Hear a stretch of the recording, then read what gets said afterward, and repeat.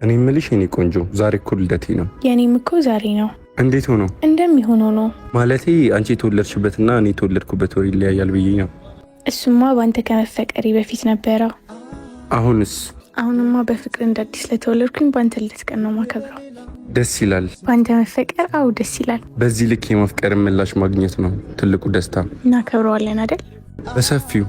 የት እናክብረው? የት ቢሆን ደስ ይልሃል? የትም ቢሆን አንቺ ካለሽ ሲኦል ውስጥም ኬክብ ቁርስ ግድ የለኝም። ምነው ሀሳብ ላይ ሲኦል ቀድሞ መጣ?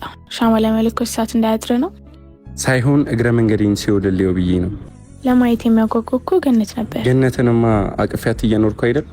እየሞቀኝ ነው፣ በጣም እየሞቀኝ ነው። ምን ነው?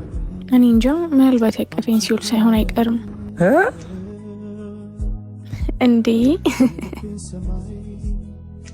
እየሞቀኝ ነው፣ በጣም እየሞቀኝ ነው። ምን ነው? እኔ እንጃ፣ ምናልባት ከገነት የተባረረ እጅ ወገቤን ሳያክፈኝ አይቀርም። ሂድ ወረኛ የኔ ቆንጆ።